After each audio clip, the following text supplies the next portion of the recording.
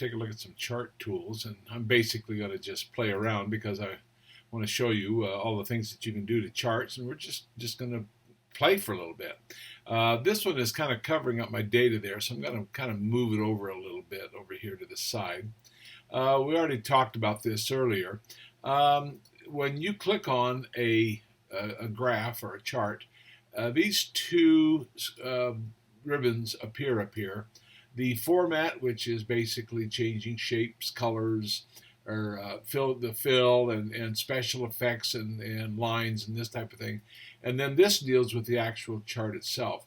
Now you can see here that there's all kinds of different options and different styles, and you literally can go right down the line, clicking on different ones, looking and see what it looks like. Is that something that you want to have? I mean, there's a goodly number of options that you can choose from. We're just going to take it back, and we do have the labels on there now that we did not have a moment ago. And so I can go back over here in the chart elements and say data labels, and I don't want any data labels, at least for not right now. We can always add them later. I do want to put my legend over here to the side. So I'm going to go over here, say legend, and put it to the right. That way it's kind of out of the way. Now you can click on any one of these pieces of pie, and if you'll notice right now this little orange piece has now got handlers on it. I can grab it and I can literally move it out a little bit if I wanted to, as you can see there. I can change the colors. Now this change color up here is the color scheme, and that's not what we're looking for. We need to go over to format, and now we have this shape fill here, and you can see that it is the orange color is there. Let's go bright yellow because I just want to really have you see. You can, if you want to highlight that, you can change it to any color you want.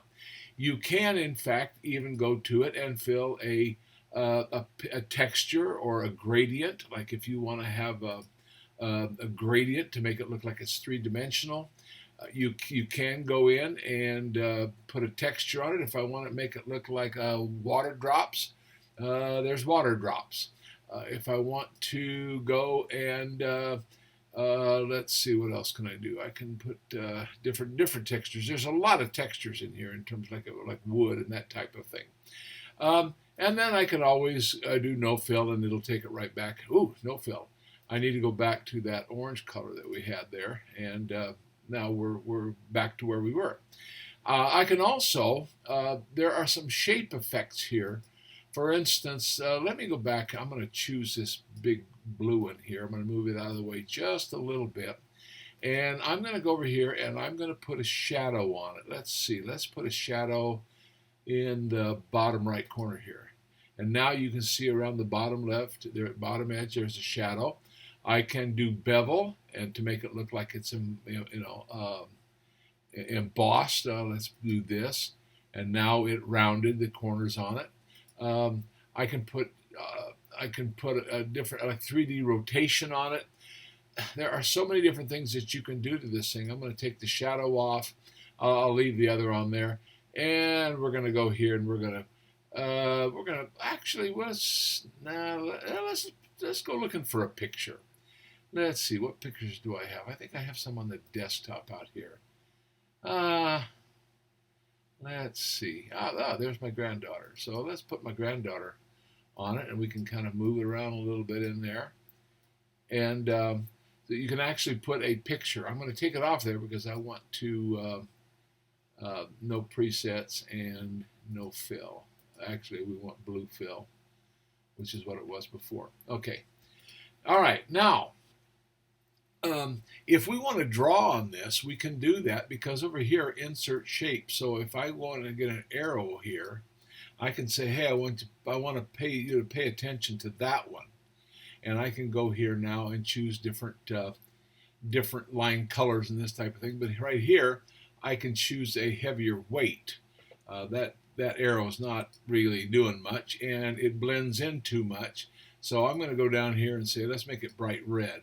And now I can put a note or something to the effect that, hey, take a look at that. You know, that's an important one. Or I can click on this and change it and aim it at a different one.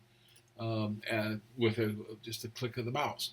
Now, one last thing, that right here in the back, we can select the back area of our graph, and in fact we can do we're going to go to format here and go to shape fill, and we're going to choose a picture, and I saw a picture. Let's see, what did I see? I like this one right here.